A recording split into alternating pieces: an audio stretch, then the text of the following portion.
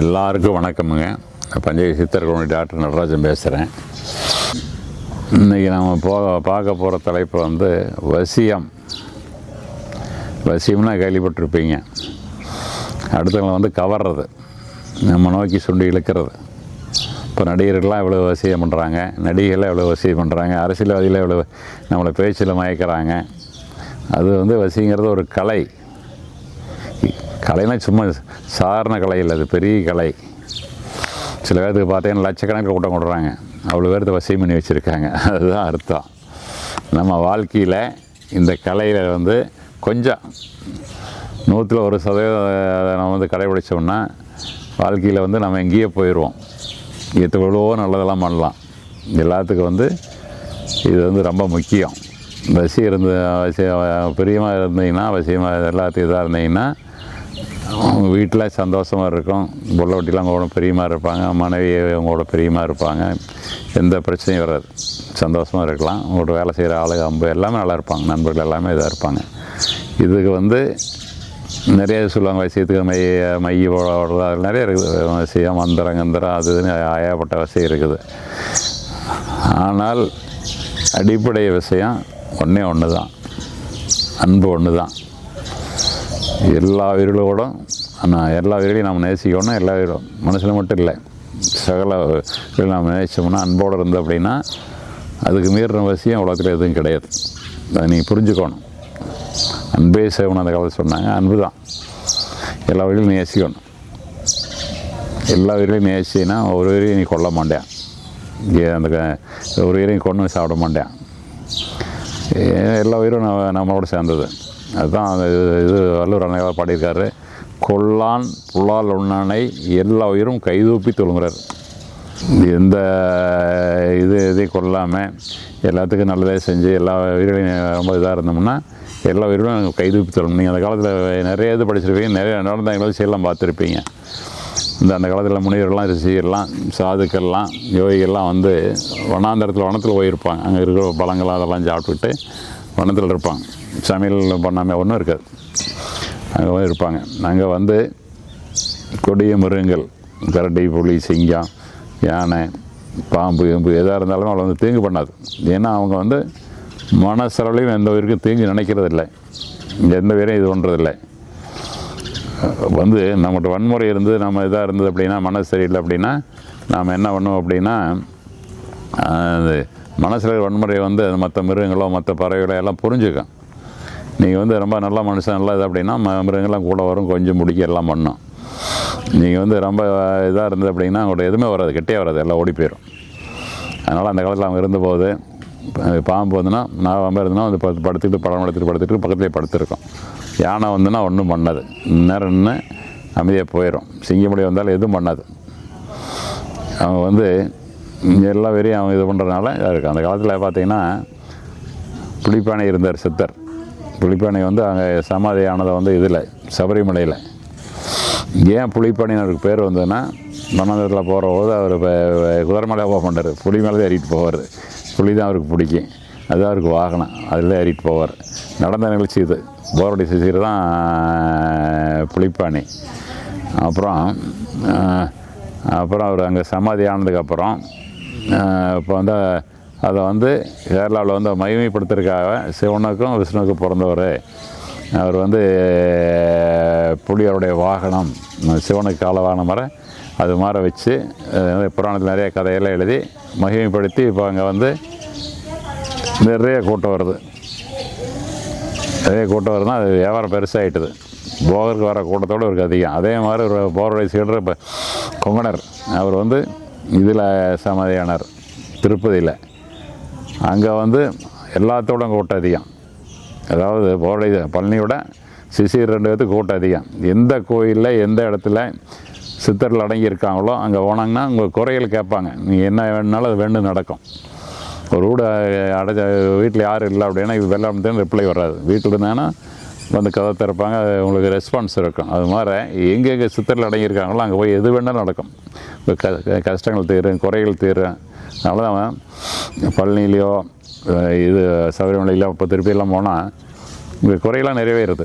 அதனால வந்து திருப்பதிக்கு வந்து பணத்தை அள்ளி கொட்டுறாங்க, வேண்டிட்டு போகிறாங்க. வேண்டிட்டு போய் நடந்தேன்னா கொண்டு வந்து ஒட்டுறேன். அது மாதிரி அதுதான் வசியம், சித்தர்களுடைய வசியம் அதுதான் இருக்குது. அதே மாதிரி சித்தரில் வந்து அந்த மாதிரி அவ்வை பாடுவான், ஈஸ்வரனை கருதி எல்லா உயிர்களையும் நேசத்தால் நினைந்து கொள் அப்படிங்கிறாங்க. எல்லா உயிர்களையும் நம்ம சிவன் தான் அப்படின்னு நினச்சி எல்லா உயிர்களையும் நேசத்தோடு இருந்து அப்படின்னா அதுக்கு மீறின வசி உலகத்தில் எதுவுமே இல்லை.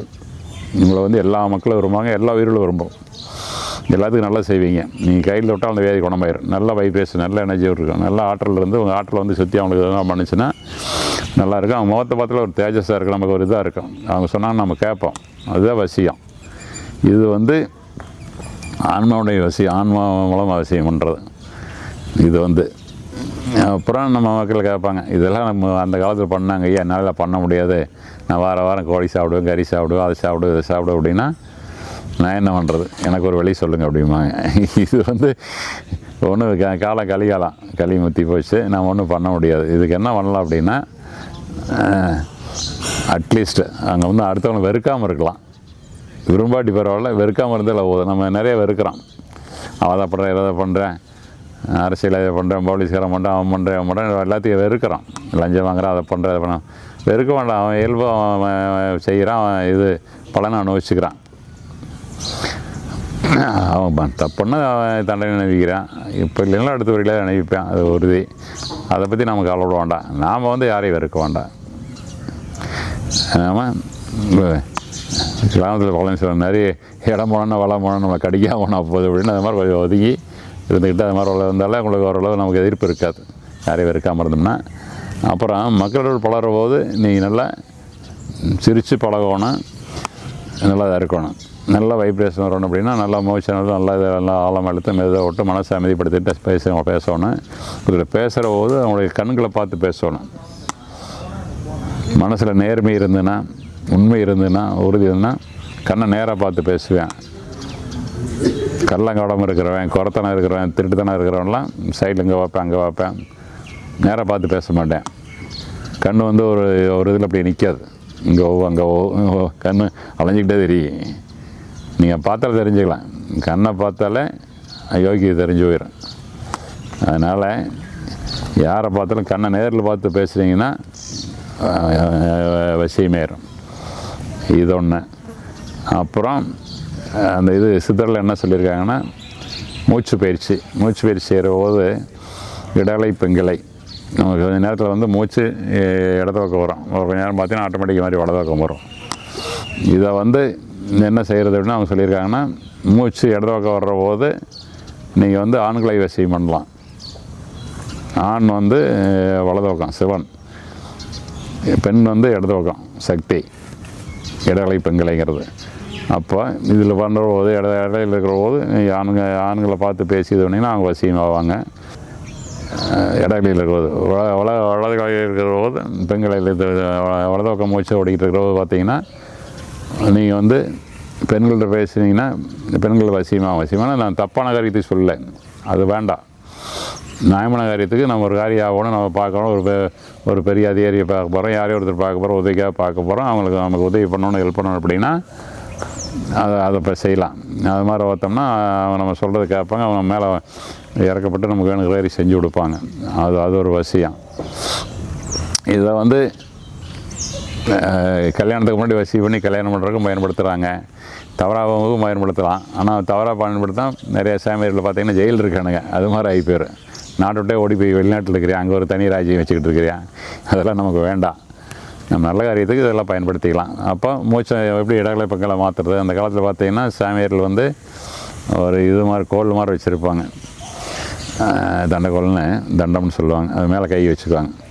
இப்போ இந்த மேலே கையை வச்சோம்னா கை இப்படி இந்த வயிற்று இப்படி இதை வச்சோம் அப்படின்னா மூச்சு ஆட்டோமேட்டிக் இந்த பக்கம் வந்துடும்.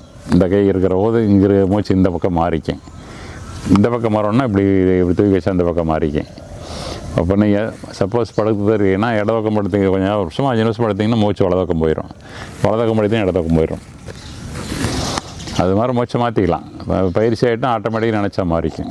ஜோகத்தில் அதெல்லாம் வலி இருக்குது, அது மாதிரி பண்ணோம்னா இது பண்ணலாம்.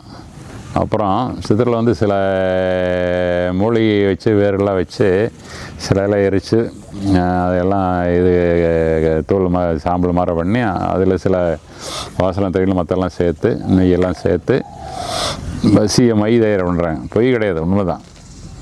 அதுவும் உண்டான பலன் கிடைக்கிது. ஆனால் இப்போ மக்கள் அதெல்லாம் இப்போல்லாம் சித்தர் முறையெல்லாம் நிறையா மறந்துட்டாங்க. சரியாக அதெல்லாம் செய்கிறதால ரொம்ப காஸ்ட்லி. ஒரு சின்ன டப்பா பார்த்தீங்கன்னா 10,000 ரூபா வரும். நான் கூட சோதிச்சு பார்க்குறதுக்காக ஒருத்தர் வாங்கி பார்த்தேன். ரொம்ப நல்லா வேலை செய்யுது, நல்லா அருமையாக இருக்குது. ஒருத்தர் சொன்னார், உள்ளே வந்தாலே ஒரு மாதிரி வாசடிக்குது, மனசு அமைதியாக இருக்குது, சந்தோஷமாக இருக்குது அப்படின்னாரு. அப்புறம் ஒரு அம்மா ஒரு கேட்டே விட்டாங்க, இது என்னையா ஓடுறீங்க, இவ்வளோ இந்த வாசத்தை பார்த்தாலே உங்கள் மேலே பெரியமாக இருக்குது, எங்களுக்கு நல்லா இருக்குது அப்படின்னு கேட்டு விட்டாங்க. அதனால் நம்ம தவறான வழிக்கு பயன்படுத்தக்கூடாது. அது மாதிரி அது உண்மை தான், பொய் கிடையாது. எதுவுமே அனுபவிச்சு பார்த்தா தான் தெரியும். சித்தரில் சொன்னது எதுவுமே பொய் கிடையாது. அதனால் நம்ம வந்து அன்பாக இருந்தாலே போதும், எல்லாத்தையும் வச்சு நம்மளால் என்ன உதவி செய்ய முடியும் செய்யலாம். நீங்கள் பணத்தால் தான் செய்யணுங்கிறதுல நல்ல அட்வைஸு, நல்ல ஒரு பேச்சு, நல்ல சந்தோஷமாக சந்தோஷப்படுத்திட்டாலும் அவங்களுக்கு இப்போ நமக்கும் பெரிய ஒன்றே அவங்களும் சந்தோஷமாக இருப்பாங்க. அதனால் வாழ்க்கையில் வந்து இது மாதிரி இதெல்லாம் அனுசரித்து போயிட்டு அப்படின்னா வாழ்க்கையே நல்லாயிருக்கும், நம்மளும் நல்லா இருப்போம், நம்மளை சுற்றி உள்ளவங்க நல்லா இருப்பாங்க. அதனால் இந்த முறையெல்லாம் பயன்படுத்தினீங்கன்னா என்றும் வெற்றி, எதிலையும் இன்பம். ரொம்ப இன்பமாக சந்தோஷமாக இருக்கலாம். மன சந்தோஷமாக இன்பமாக இருந்தீங்கன்னா எந்த வியாதி வராது. மனசு நல்லா இருந்தால் மற்ற வியாதியில் எது ஒன்றுமே வராது. 100 ஆண்டு வாழ்கிறது வந்து பெரிய விஷயமே இல்லை. வசியம் பண்ணுறதுக்கு நம்ம இது வந்து மற்றெல்லாம் பேசுகிறோம் வரைக்கும்.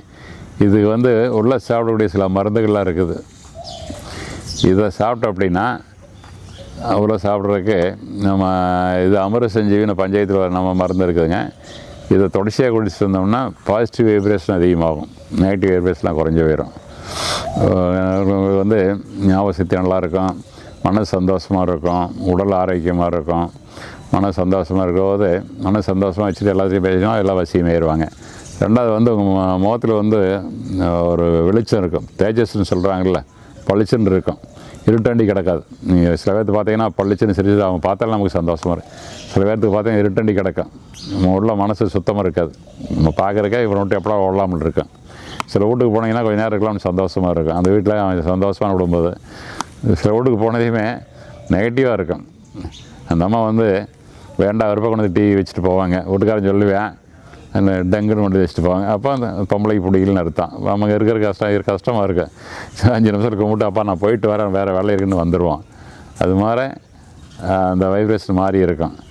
அப்போ இந்த அமிர்த செஞ்சு சாப்பிட்டோம்னா அந்த தேஜஸ்லாம் நல்லா வந்துடும், நல்லா இதாக வந்துடும். அது மாதிரி இந்த இது தேஜஸ் அது வைப்ரேஷனில் வர்றது, பாசிட்டிவ் வைப்ரேஷன் வர்றதுக்கு இது எல்லா இதுக்குமே கேட்குது. நல்லா இதையும் கூட நீங்கள் பயன்படுத்தலாம். பயன்படுத்தி நீங்கள் நம்ம சொன்ன எல்லா பலன்களையும் நீங்கள் அனுபவிக்கலாம். இந்த முறையில் பயன்படுத்தி நீங்கள் நலமோடும் வளமோடும் வாழ வேண்டும் என்று உங்களை வேண்டி விரும்பி கேட்டுக்கிறேன். நன்றி, வணக்கம்.